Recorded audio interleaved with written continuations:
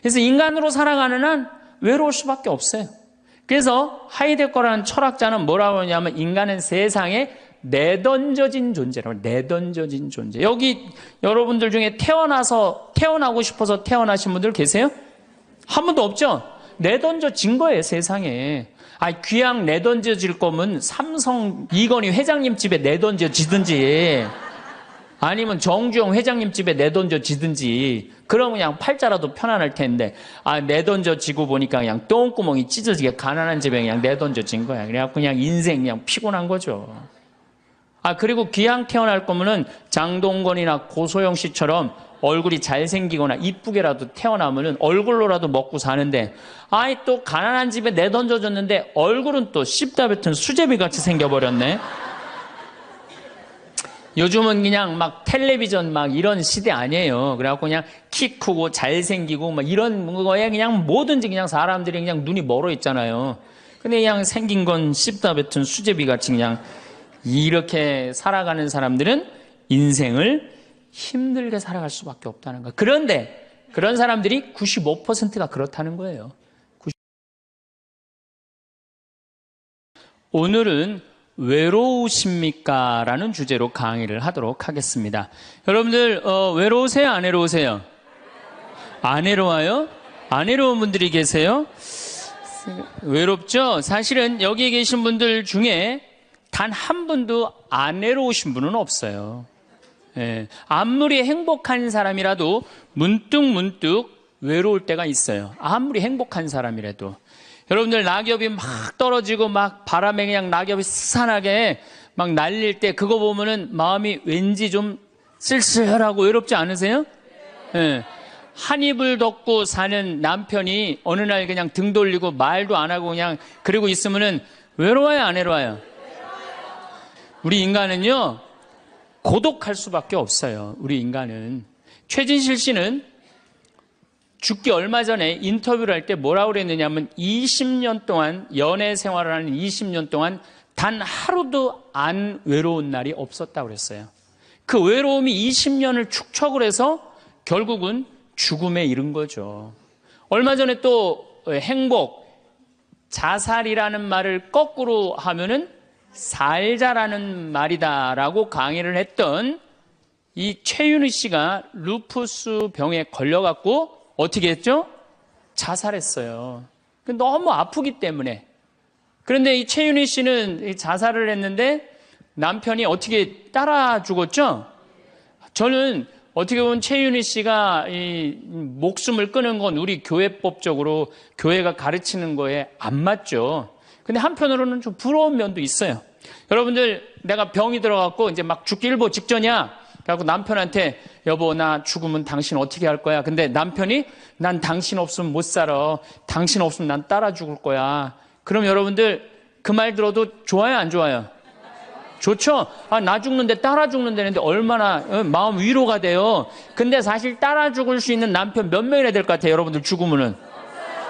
없어요? 어쨌든 아무리 행복론을 강의했던 그 당사자도 그 병이라는 그 고통에 이기질 못했던 거죠. 그 예수님은 외로웠겠어요? 안 외로웠겠어요? 예수님도 외로웠어요. 예수님이요, 뭐라고 그러셨냐면 오늘 루카복음에 말씀이 나오지만은 예수님이 갈릴레아에서 예루살렘으로 올라가는데 중간에 사마리아라는 지역을 지나가면 지름길로 가세요.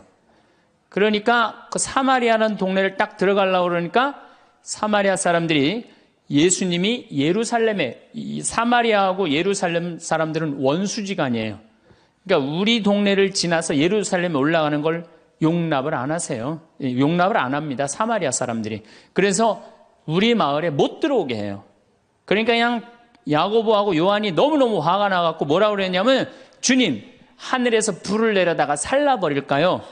그냥 불질러 버린다는 거죠. 우리를 안 받아들이니까. 그런데 예수님이 그들을 꾸짖고 돌아가세요. 그 마을을 돌아가시고 난 다음에, 돌아가고 난 다음에 그 마을 지나서 이런 말씀을 하세요.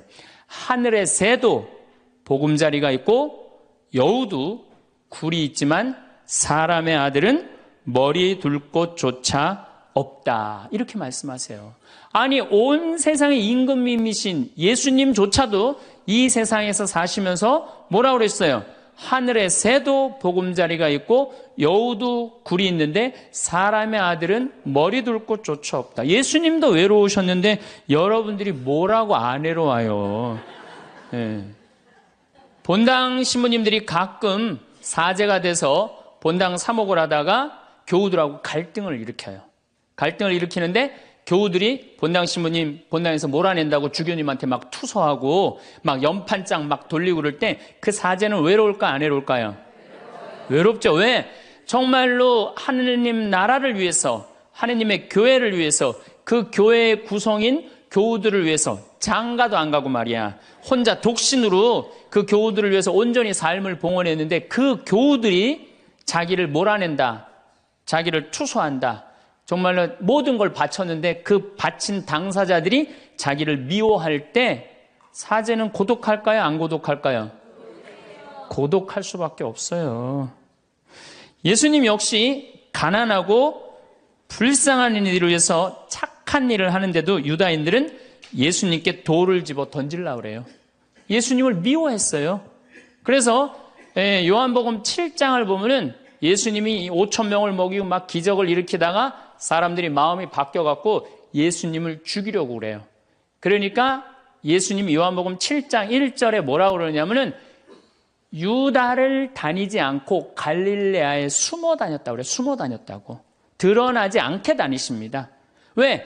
그들이 당신을 미워하는 걸 아시고 예수님이 드러나지 않아요. 그러니까 너무너무 사랑하는데 나를 미워하면은 여러분들 쓸쓸할 것 같아요? 안 쓸쓸할 것 같아요? 여러분들 남편을 내가 너무너무 사랑해. 남편을 너무너무 사랑하는데 남편이 나를 미워해. 내가 남편을 너무너무 좋아하는데 남편이 나를 미워해. 그러면은요, 그거 고독은요, 이루 말할 수가 없어요. 우리가 언제 주로 살아가면서 고독할까요? 첫 번째 외로움을 느끼는 것은 사랑하는 사람에게서 버림받았을 때 외로움을 느낀다 그래요. 사랑하는 사람. 부모님한테 버림받은 사람들 많죠? 부모님한테 버림받은 사람들 얼마나 많아요. 요즘 보육원에 그냥 자기 아이 버리고 그냥 가는 부모님들 얼마나 많아요. 그리고 이혼하고 그냥 엄마가 보따리 싸들고 그냥 도망가는 엄마들 얼마나 많아요. 그런 아이들 상처가 얼마나 크겠어요. 세상에 천하에 엄마가 나를 버렸다, 아버지가 나를 버리고 갔다, 그들의 마음의 상처는 이루 말할 수가 없죠. 또 사랑하는 애인이 배반하고 가버렸어. 사랑하는 애인이 배반하고 가버렸어. 그러면은 아파요, 안 아파요? 아프죠? 친구가 나를 배반하고 가버렸어. 이거 굉장히 괴로운 거예요. 내가 정말로 너무너무 사랑하는데 결혼하고 싶은 정말로 남자가 있어. 근데 부모님이 반대해갖고 헤어져야 돼. 아파요, 안 아파요? 굉장히 아파죠. 놈이 반란을 일으켜요. 아들이 압살롬이라는 아들이 있는데 반란을 일으켜갖고 다윗이 도망 나갑니다. 예루살렘에서 그냥 급히 도망을 나가면서 이런 시를 불러요. 시편 3편에 주님, 저를 괴롭히는 자들이 어찌리 많습니까? 저를 거슬러 일어나는 자들이 많기도 합니다. 하느님께서 저자를 구원하실성 싶으냐? 저를 빈정대는 자들이 많기도 합니다. 이런 얘기를 해요. 그러니까 다윗도 결국은 누구한테 버림을 받기 시작하냐면 아들한테 버림을 받아요. 그리고 결국은 그 아들은 요압이라는 다윗의 총사령관한테 표창에 맞아 죽고. 그러니까 얼마나 아프겠어요. 인간은 어떤 종류의 인간이든지 이런 아픔 속에서 살아갈 수밖에 없다. 사랑하는 사람을 만날 수 없다는 사실, 숨을 쉴 수조차 힘든 거죠. 이거를 불가에서는 뭐라고 그러냐면 애별리고라고 그래. 애별리고. 사랑하는 사람하고 헤어지는 고통. 이게 가장 큰 고통이라고 그래요. 우리 신학생들, 참 나는 우리 신학생들만 보면은요, 너무너무 거룩하고 아름답고 순결해요. 고등학교 3학년 딱 졸업하고 얼마나 하고 싶은 게 많겠어요. 그런데 하느님의 나라를 위해서 신학교 딱 들어갔단 말이야. 그러면 신학교 1, 2학년들 보면요, 너무너무 순수하고 아름다워 보여요. 그 나만 아름다워 보이겠어요? 우리 여러분들 보면 이쁘겠어, 안 이뻐? 우리 신학생 1, 2학년 학사님들 보면 이쁘죠? 여러분들만 이쁘겠어요? 20살, 21살 된 여자애들은 이쁠 것 같아요, 안 이쁠 것 같아요? 신학생들이 너무너무 매력이 있잖아요. 그래갖고 가까이 가고 싶고 자꾸 만나고 싶단 말이야. 그냥 고등학교 때까지는 공부하다가 모르다가 그냥 신학생들도 딱 신학생이 돼갖고 그냥 이쁜 아가씨가 자꾸 옆에 있으면 마음이 끌릴 것 같아요, 안 끌릴 것 같아요? 끌릴 수밖에 없어요. 사람은요, 어쩔 수가 없어요. 그래갖고 한 2년 만나다 보면은요, 이게 이때부터 갈등하기 시작하는 거예요. 내가 사제가 돼야 되는데 왜 자꾸 저 여자한테 마음을 빼앗기나. 그래갖고 그냥 그때부터 고민하기 시작하는 거예요. 하느님을 선택할 것이냐, 여자를 선택할 것이냐. 그래서 신학교에서는 재미난 말이 있어요. 2말 3초라고 그래. 2학년 말, 3학년 1학기, 3학년 초, 요때가 가장 신학생들이 갈등을 많이 할 때예요. 그래갖고 이때 여자를 떠나보내면 이제 4학년, 5학년 쭉 군대 가면서 이제 사제 길로 가는 거예요. 근데 이때 그냥 이 여자를 따라가면 이제 신학교 나가는 경우가 많죠. 그래갖고 그냥 그 젊은 나이에 그 피 끓는 뜨거운 애정을 끊고 사제가 되니 애별리고의 고통을 안 겪은 사제가 몇 명이나 될 것 같아요. 그러니까 서푼 때 보면 그냥 누워갖고 그냥 이 깔고 그냥 그 여자 떠나보낸 여자 생각하고 그냥 가슴이 아파서 우는 거예요. 모든 걸 떠나보내야 돼. 인간이 얼마나 그게 힘든 건데요. 그러니까 여러분들 신부님들한테 잘하세요. 괜히 주교님한테 편지 쓰고 그러지 마시고.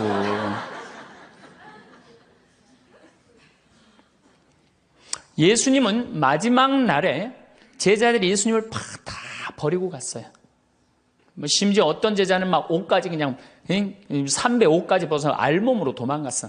그리고 오로지 예수님만 혼자 남았어요. 그러니까 예수님 외롭겠어요, 안 외롭겠어요?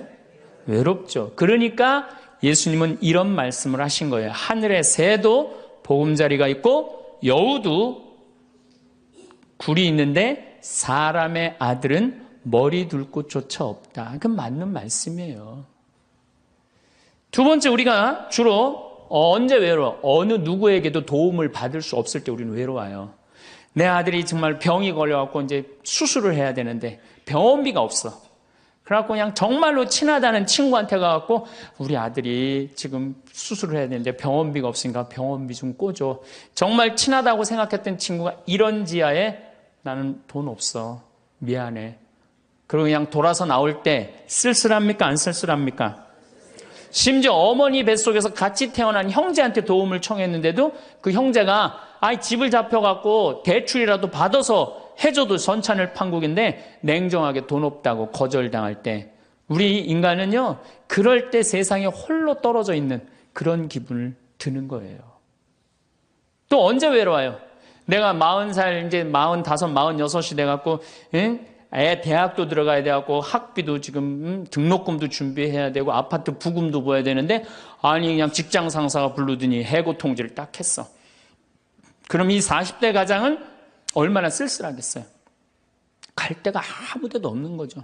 대학이라고 졸업은 해놨는데 나를 필요로 하는 데가 아무 데도 없네. 아무리 그냥 원서 지원서를 100통을 써도 그냥 나한테 연락해주는 사람 하나도 없어. 이럴 때 나를 필요로 하는 사람이 아무도 없을 때 우린 외로운 거예요. 더욱이 그냥 더 힘든 사람들은 어떤 사람들이에요? 철거민들. 갈 데는 없고 겨울은 다가오는데 그냥 내가 그냥 집을 다 부셔갖고 쫓겨날 때 그들의 그 외로움은 이건 또 이루 말할 수가 없죠. 그래서 인간으로 살아가는 한 외로울 수밖에 없어요. 그래서 하이데거라는 철학자는 뭐라고 하냐면 인간은 세상에 내던져진 존재라고. 내던져진 존재. 여기 여러분들 중에 태어나고 싶어서 태어나신 분들 계세요? 한 분도 없죠? 내던져진 거예요, 세상에.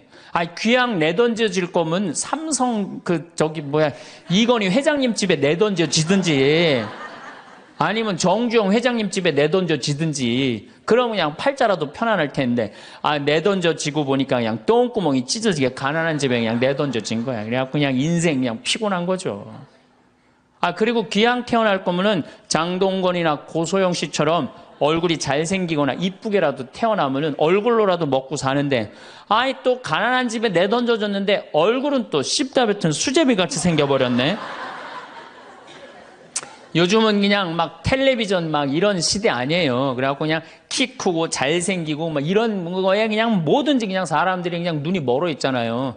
근데 그냥 생긴 건 씹다 뱉은 수제비 같이 그냥 이렇게 살아가는 사람들은 인생을 힘들게 살아갈 수밖에 없다는 거. 그런데 그런 사람들이 95%가 그렇다는 거예요. 95%. 저나 여러분이나 뭐 내가 항상 하는 얘기지만 내 얼굴 이거 씹다 뱉은 수제비 같이 생겨갖고 이거 뭐 얼굴로 먹고 살기는 틀린 거죠. 다 평범하게 태어나는 거죠. 또 우리 언제 외로워요? 말이 안 통할 때 외로워요. 남편하고 말이 안 통할 때, 자식하고 말이 안 통할 때, 특별히 가족 간에 말이 안 통할 때 참 외로워요. 제가 미국에 강의를 한 2년 동안 이렇게 쭉 다녀보니까 깜짝 놀라는 일이 있어요. 엄마 아빠는 영어를 못하고 애들은 영어만 하는 거예요. 그러니까 애들은 그냥 막 영어를 너무너무 잘하고 애들 하는 말을 엄마 아빠가 못 알아듣는 거예요. 그러니까 엄마 아빠하고 말이 안 통하는 거 애들하고 기본적인 거 밥 먹어라, 학교 갔다 와라 이거 외에는 말이 안 통하는 애들이 참 많더라고요. 정말로 그건 이제 점점 외로워지는 거죠. 그래서요 뉴욕에요 60세 넘은 할머니 할아버지들이 작년에 한 60명이 자살을 했대요. 외로우니까. 우리 생태마을에 교감 선생님이 3개 국어를 해요. 생태학교라는 걸 운영하거든요. 3월 달부터 12월 달까지 우리 농사 짓고 기숙사 생활하고 생태 영성 배우고 이런 생태학교를 운영하는 이제 교감 선생님이 미국에서 스카웃을 해왔어요. 스카웃을 해왔는데 이 교감 선생님 아들이 미국 컬럼비아 대학 4년 장학생이에요. 미국에서 태어난 거죠. 나도 한번 만나봤는데 애가 굉장히 괜찮아요. 근데 애가 이제 아버지 생일날 카드를 보낸 거예요. 한글을 배워서 삐뚤삐뚤한 글씨를 써갖고 편지를 보냈는데 딱 3줄 보냈어요. 아버지 사랑합니다. 아버지 생일 축하합니다. 그리고 맨 끝에 뭐라고 썼느냐면은 네 아들 윤진이가 이렇게 해서 보냈더라고요. 말이 안 통하는 거지. 말이 안 통하는 거지. 한국에서 보면은 그런데 이게 미국 사회에서만 서로 말이 안 통하는 게 아니야. 한국에서도 퇴근을 했는데 부인이 남편을 투명인간 취급하는 부인들 많아요. 들어오거나 말거나 말도 안 하고 그냥 밥 차려놨으니까 먹으라고 그러고 사람 그냥 투명인간 취급하는 경우 많죠. 그렇죠? 자식들도 집에 와서 엄마 아버지한테 다소곳하게 하지 않고 자기 방에 쑥 들어가고 하루 종일 한 가족이 집에 살면서 5분 이상 대화를 안 한다는 거 아니에요. 이게 말이 안 통하니 이 집이 외롭겠어요? 안 외롭겠어요? 모이면 하루에 있었던 일 얘기하고 서로 그냥 다정하게 대화를 나눠야 되는데 우리가 지금 말이 안 통해 서로. 그 외로울 수밖에 없죠. 또 언제 외로워요? 이게 이제 저하고 여러분들하고 공통적으로 느끼는 거예요. 늙어가는 걸 느낄 때. 내가 뭔가 하나씩 뺏겨가는 걸 느낄 때 그때 외로워요. 내 젊음이 하나하나 떨어져 가는구나. 제가 굉장히 눈이 좋았어요. 1.5, 어떨 땐 2.0까지 나왔어요. 근데 요즘 핸드폰에 메시지가 오면은 일단은 내가 인상을 써요. 인상을 쓰고 이렇게 멀리 보기 시작해. 안 보이는 거, 글자가. 심지어는 내 동창들은요, 돋보기를 쓰는 동창들도 있어요. 벌써. 그래서 너 왜 돋보기를 쓰냐고 하니까 노안이 와갖고 신문이 안 보이는 거예요. 그 돋보기를 쓰고 있는 동창을 보면요, 슬프더라고요. 늙어가니까. 제가 젊었을 때 몸에 테스토스테론이 흘러 넘쳤어요. 진짜 남자다웠어요. 그래갖고 내가 눈물이라고는 한 방울도 안 흘렸어요. 얼마나 눈물을 안 흘리냐면 고등학교 2학년 때 우리 어머니 아버지가 내가 신학교 들어가기 전까지는 성당에 안 다니셨어요. 그러니까 이해가 안 됐잖아요. 반대한다고 어머니가 막 약 먹고 자살하고 막 정말로 아버지가 그 막 죽어가는 어머니를 막 끌어안고 저를 보고 뭐라고 그랬느냐 울면서 제발 신학교 안 간다는 소리 좀 해라. 내가 그랬는데도 눈물 한 방울 안 흘린 놈이에요, 내가. 물론 우리 어머니 아직도 안 돌아가셨어요. 아직도 안 돌아가시긴 했는데 이상한 일이 벌어졌어요. 내 몸에서 이제 테스토스테론은 안 나오고 남성 호르몬은 안 나오고 에스트로겐, 여성 호르몬이 나오는 모양인 것 같아요. 지난 2월 달에 우리 김연아 선수가 동계올림픽 금메달 땄잖아요. 따갖고 그냥 더욱이 또 우리 세례 받았잖아. 근데 내 딸이 그냥 금메달 따갖고 그냥 동해물가 올라가는데 그냥 그 묵주 반지가 딱 보이는데 눈물 한 방울 딱 떨어지는데, 아니 김연아 선수 눈물 한 방울 떨어지는데 왜 내 눈에서 눈물 10방울이 떨어져? 자동이야, 자동. 요즘은 그냥 텔레비전에서 슬픈 것만 봐도 어떻게 돼요? 눈물이 뚝뚝 떨어져요. 내가 이제 늙어가고 있는 거예요. 네. 내 몸에서 이제 여성 호르몬이 나와갖고 자꾸 감성적으로 되는 거예요. 감성적으로. 반대로 여자들은 몸에서 이제 에스트로겐은 안 나오고 테스토스테론이 나와요. 남성 호르몬이 나와요. 그래갖고 50 넘은 여자들을 보면요, 여자 같은 여자는 하나도 없어요. 깡패 같은 여자들만 그냥 천재 있어요. 깡패 같은 여자. 그냥 몸에서 근데 에스트로겐이 빠져나가면은요, 여성 호르몬이 빠져나가면은요, 기억력도 같이 빠져나간대. 기억력도. 그래갖고 그냥 장을 보러 나가야 되는데 그냥 지갑을 어디다 놔뒀는지 알 길이 없는 거야. 온 집안을 다 뒤져도 지갑이 없는 거예요. 그래갖고 열받는다고 냉장고 딱 열어보니까 김치통 위에다 지갑 딱 올려놔. 아이고, 내가 왜 이럴까? 내가 왜 이럴까? 심지어는 어떤 분은 막 1층에서 2층 올라가면서 올라가는 중간에 무슨 일을 하러 올라가는지 까먹는 분도 계세요. 그런 분들 많죠? 더 심각한 분은 어떤 분이냐면 1층하고 2층 중간에 서서 고민하기 시작하는 거예요. 과연 내가 지금 2층에서 내려오고 있는 중이었을까? 1층에서 올라오고 있는 중이었을까? 깜짝깜짝 놀라는 거죠. 심지어는 저는 어떤 분까지 봤느냐면은 핸드폰을 하면서 지금 내가 핸드폰을 찾는데 내 핸드폰 어디 있지? 이러고 있는 사람들도 있어요. 그런 분들도 있어요. 늙어가는 거죠. 늙어가는 건 굉장히 슬픈 거예요. 젊음을 빼앗기는 거, 이런 것들이 자꾸 우리를 슬프게 하죠. 한숨이 나오죠. 더욱이 아줌마들은요, 40이 넘으면 확 갑자기 몸에 얼굴이 열이 확 올라왔다가 열이 확 식었다가, 그러죠? 감정의 기복도요, 막 기뻤다가 슬펐다가 분명해요. 울었다 웃었다가 분명해요. 그러면 자식 붙잡고 네가 인생을 어떻게 살라고 그러냐고 막 울다가 갑자기 그냥 성당 친구가 전화 오면은 언제 그랬냐는 듯이 내가 오늘 신부님을 강의를 들었는데 너무 재밌다고 막 깔깔깔깔거리고 막. 그러면 아들이, 딸이 엄마 도대체 왜 그래? 이 소리를 들으면요, 여러분들은 심각하게 늙어가고 있는 거예요. 엄마 도대체 왜 이래? 내가 이제 늙어가는 거죠. 그럴 때 우리 인간은 외로움을 느낀다는 거죠. 우리가 언제 외로울까요? 아플 때 외롭다 그래요. 아플 때. 구약의 유명한 욥은 온몸에 종기가 나서 사람들이 자기를 무시할 때 이런 노래를 부릅니다.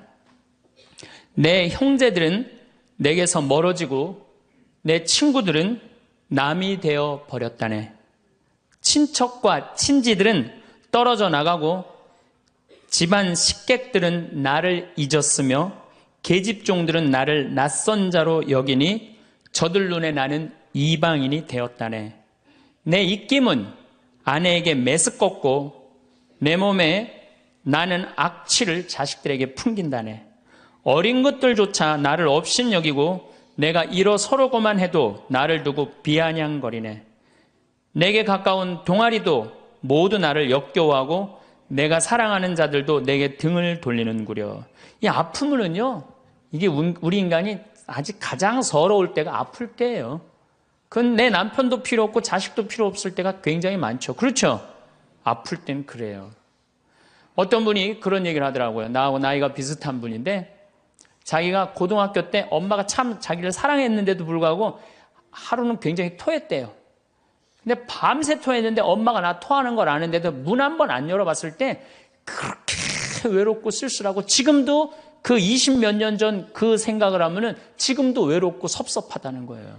그러니까 우리가 가장 서러움을 많이 느낄 때, 언제 서러움을 많이, 아플 때, 나한테 무심하게 대할 때 우리가 서러움을 많이 느낀다는 거죠. 그래서 시편 69편에 이런 얘기가 있어요.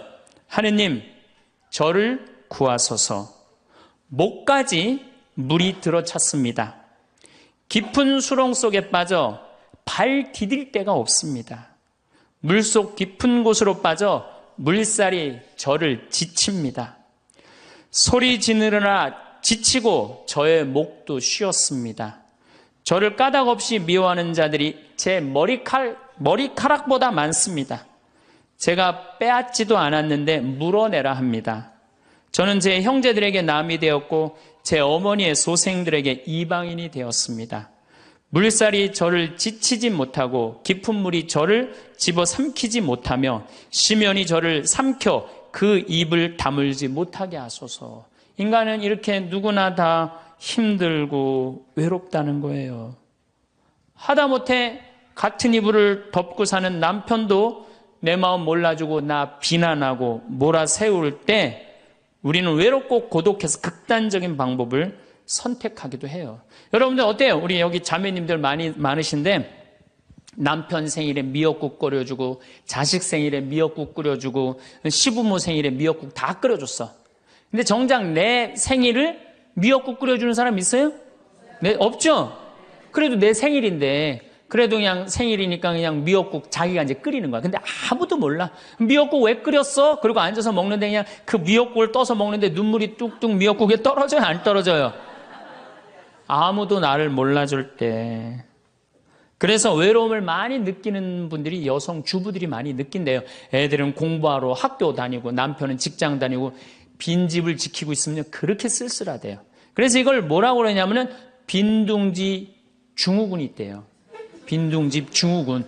빈둥지에서 그냥 혼자 그냥 굉장히 그러니까 40대 50대 주부 우울증이 그렇게 많은 거예요. 네, 그분들이.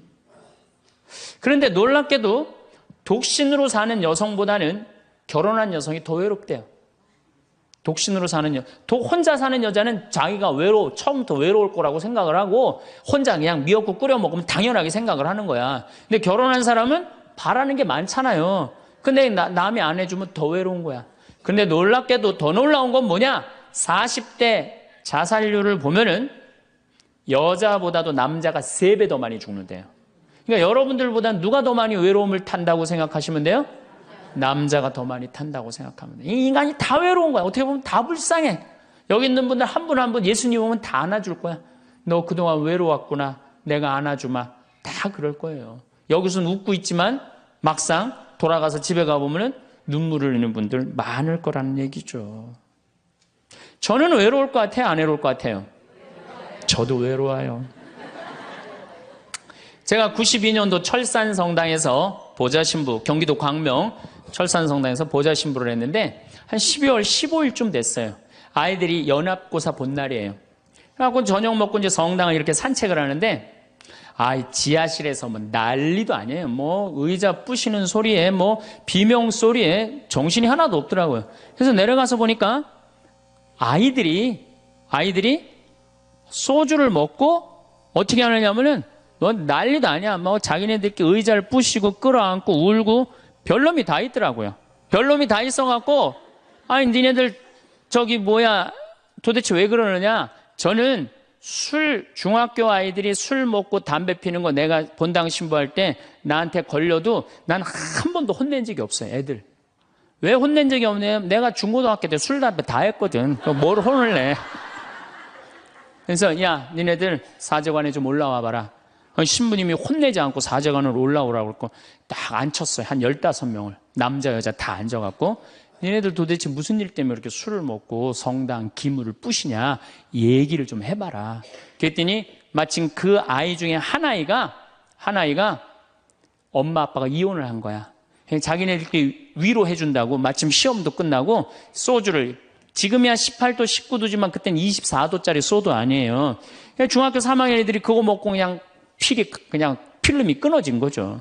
그래갖고 이제 앉혀갖고 그냥 귀양 나온 얘기니 니네들 인생을 한번 얘기를 해봐라. 이제까지 살아온 거. 그랬더니 애들이 그냥 15년, 16년 살아온 인생 그냥 나름대로 그냥 쫙 밤 12시가 넘은 거예요.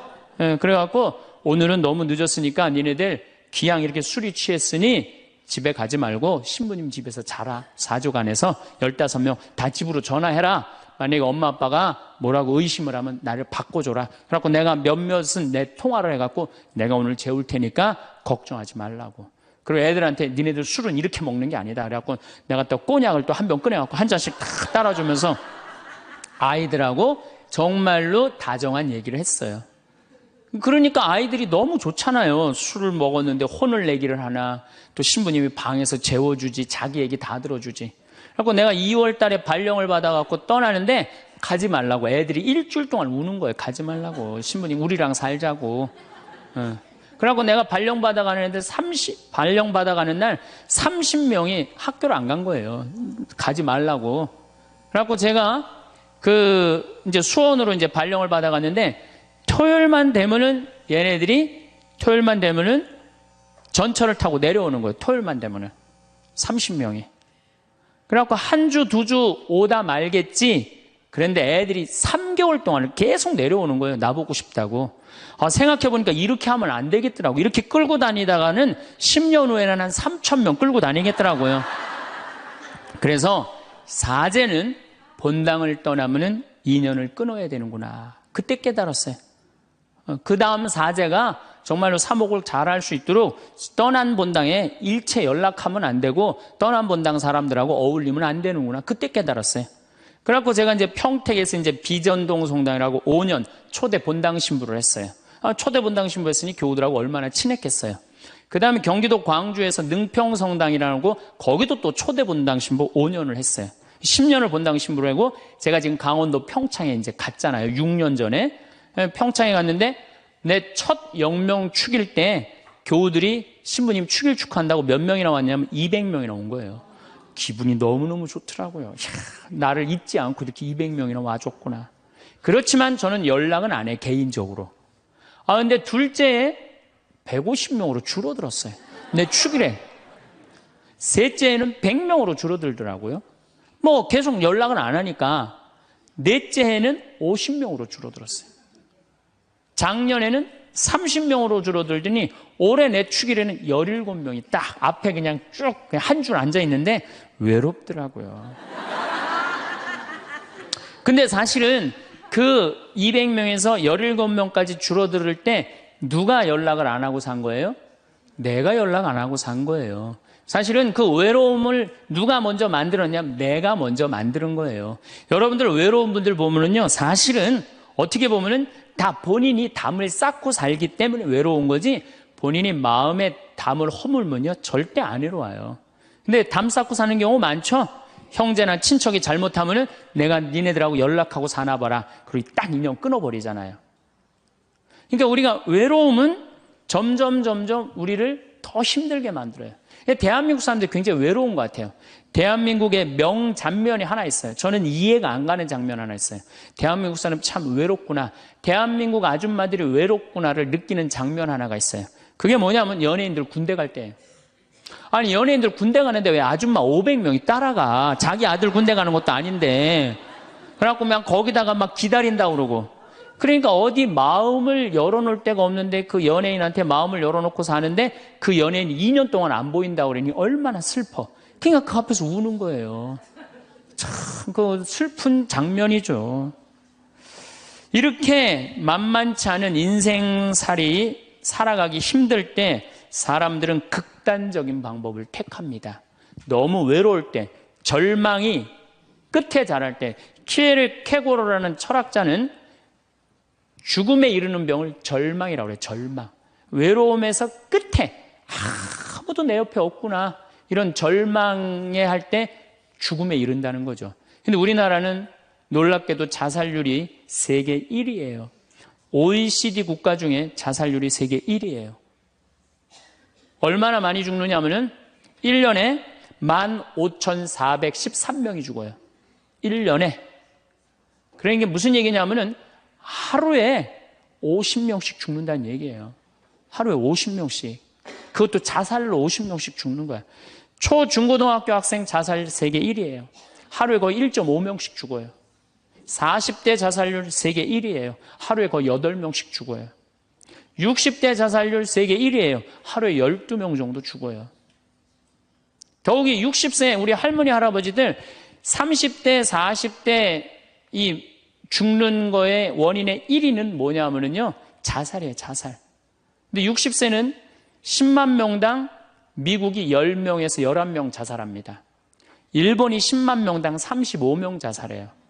근데 우리나라가 10만 명당 몇 명이 자살하냐면 71명이 자살해요.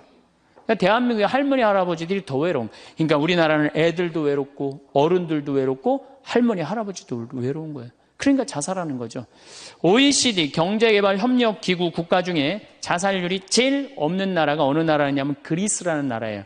이 나라는 몇 명이 자살하느냐면 10만 명당 2.6명이 자살을 해요. 2.6명이. 근데 우리나라는 10만 명당 몇 명이 자살하면 28명이 자살해요. 대한민국이 이게 외로움병이 너무 센 거예요. 그러니까 10만 명당 28명이나 자살을 하는 거죠.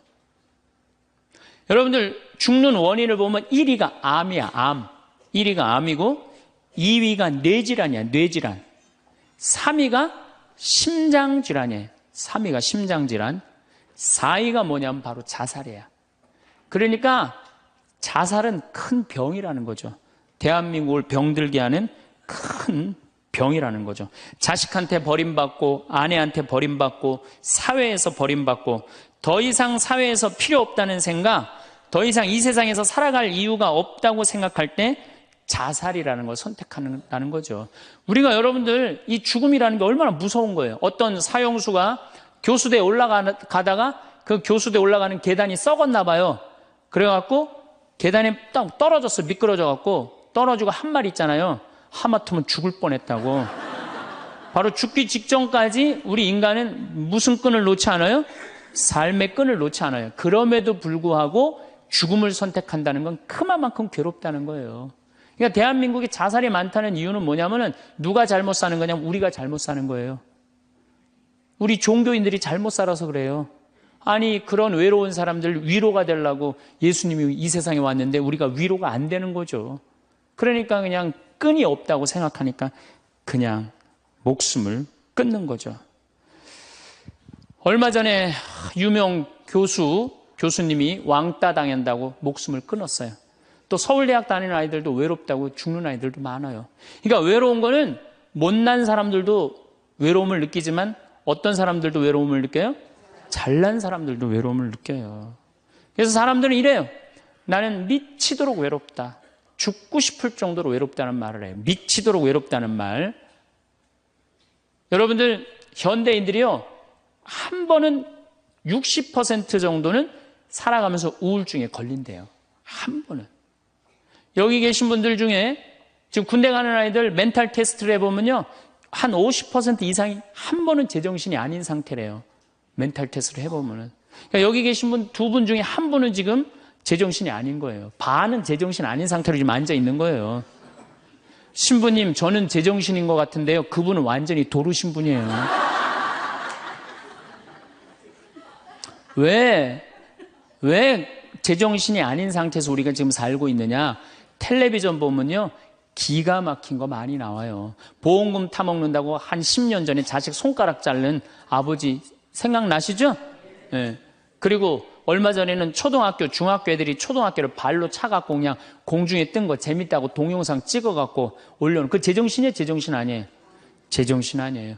부모가 자식 죽이고 자식이 부모 죽이고 남편이 아내 죽이고 아내가 남편 죽이고 이게 우리가 다 제정신이 아니에요. 100년 전 조선시대 사람들을 데려다 놓고 100년 전 조선시대 사람을 데려다 놓고 한번 여러분들 요즘 사회 뉴스를 한번 보게 하세요. 그 사람 미칠 것 같아요? 안 미칠 것 같아요? 근데 여러분들은 그거 매일 죽이고 살인하고 강간하고 뭐 아이들만 성추행하고 이러는 거 보는데도 여러분들 왜 안 미쳐요? 이미 어느 정도 미쳐 있어. 미쳐 있기 때문에 그걸 봐도 안 이상한 거예요. 그러니까 우리가 잃어버린 마음을 찾아야 된다는 거죠. 잃어버린 마음을.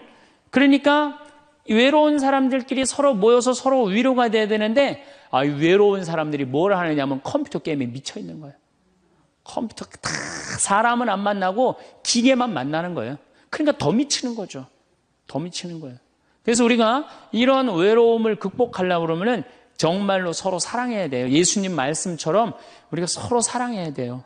서로를 배려해주고 서로를 신경 써주고. 근데 우리는 이게 서로 사랑하고 서로 배려해주는 게 부족한 거죠. 굉장히 이기적으로 사는 거죠. 이기적으로. 그럼 여러분들은 언제 외로움을 정말로 극단적으로 느끼느냐? 자식한테 기댈 때. 특히 여기 계신 여러분들은 언제 더 많은 외로움을 느끼냐면 늙어서 자식이 나한테 잘해주겠지. 이런 마음 먹는 분들은요. 외로워요. 딸이 나한테 잘해주겠지. 늙어서 나 용돈도 주고 내가 고생해서 키워놨으니까 나 호강시켜주겠지. 이런 생각하는 분들은요, 외로울 수밖에 없어요. 자식은요, 잘 키워도 소용없고 못 키워도 소용없는 게 자식이에요. 자식은 그저 고등학교 3학년 때까지 키우고 끝나야지 그 다음 욕심내면요, 여러분들 외로울 수밖에 없어요. 그러면은 못 키운 자식이 왜 소용없어요? 아니 그냥 중고등학교 때 속새기는 놈 커서도 속새겨요. 직장도 못 들어가고 그냥 빌빌거리고, 그리고 또 결혼해도 제대로 살지도 못하고 그냥 또 이혼해갖고 그냥 손자 그냥 나한테 맡겨갖고 힘들어. 그러니까 자식은 못 키우는 자식 소용없어요. 그러면은 잘 키우는 자식은 왜 소용없느냐? 잘 키운 건 더 소용없어요. 그냥 좋은, 여기 저 서울대학 가까이 있잖아요. 며칠 전에도 내가 서울대학 가서 강의를 했는데, 똑똑해. 정말 누가 봐도 잘 키워놨고 잘라놨어. 빛이 번쩍번쩍 나. 서울대학 졸업하고 난 다음에 삼성에 취직을 했어. 그래갖고 아들이 양복을 입고 출근하는데 너무 보기가 좋은 거야. 그렇게 잘 논 아들일수록 더 여우 같은 며느리가 나타나갖고 낚아채 가는 거예요.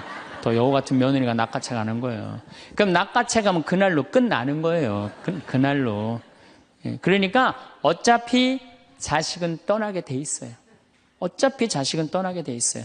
그러니까 여러분들 이제는 내가 자식한테 내 인생을 기대한다 생각하지 말라는 거예요. 더욱이 여러분들 자식들 정말로 사랑으로 키워요? 태어나갖고 자식들 사랑으로 키워요? 맨날 방에 가둬놓고 공부해라 그러지 않아요? 맨날 공부해라고. 그래서 여러분들 이 생각만 하면 돼. 내가 어렸을 때 자식하고 다정하게 맛있는 거 먹으러 다니고 놀러도 다니고, 그리고 난 다음에 대화도 막 늘 살갑게 한 엄마는 늙어서 자식이 먹으러도 다니고 놀러도 다니고 대화해줘요. 근데 어렸을 때 그냥 방에만 가둬놓고 매일 그냥 공부만 시키고 학원에 그냥 계속 가둬갖고 공부만 시킨 부모님들은 늙어서 자식이 어떻게 할 것 같아요? 방에 가둬놓고 밥만 먹이는 거, 밥만. 그리고 이제 완전히 이제 늙어갖고 움직이지 못할 때 어떻게? 학원에 그냥 계속 가두듯이 이제는 그냥 양로원에 그냥 가둬갖고 그냥 거기서 살라고 그래. 그냥 자식들한테 공부해라 그런 부모님들, 이거 심각하게 이거 고민해야 돼요.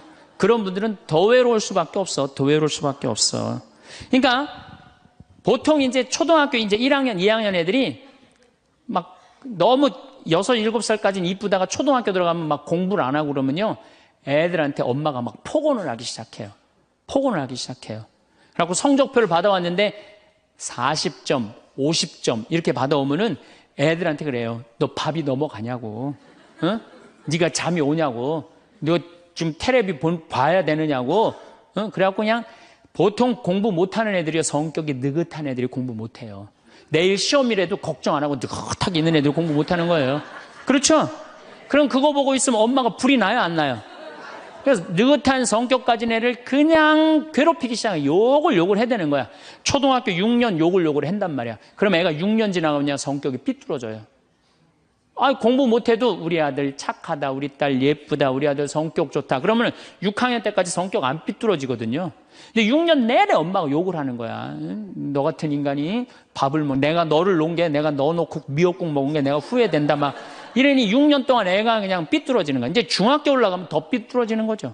중학교 올라가면 엄마가 더 극단적으로 아이하고 싸우는 거예요. 그러니까 중학교 되면 애가 엄마랑 같이 있고 싶지 않은 거예요. 그래서 어디 좀 놀러 가자 그래도 어떻게? 엄마 아빠나 갔다 오라고. 외로울 수밖에 없는 거죠.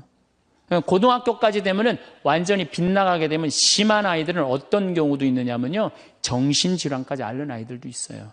심한 경우는. 그래서 보통 엄마들이 어느 정도로 우리가 정말로 한심하냐 하면은, 이제 자기 아이가 태어나면은 꿈에 부풀어 있는 거예요. 자기 아이가 천재인 줄 아는 거, 천재. 그래갖고 막 엄마, 아빠 그럼 막 천재가 말하는 것 같은 거야. 막 1살, 2살짜리. 그래갖고 내 아들 천재, 내 딸 천재라고 우유를 먹여도 아인슈타인만 먹여요. 천재 먹으라고. 아인슈타인 우유만 먹는 거야. 애가 그냥. 그래갖고 그냥 초등학교 들어갔는데, 이놈이 천재인 줄 알았더니 섞어 놓으니까, 아인슈타인 정도는 아닌 것 같아. 그래서 우유를 바꿉니다. 서울 우유로 바꾸는 거야. 서울 우유로.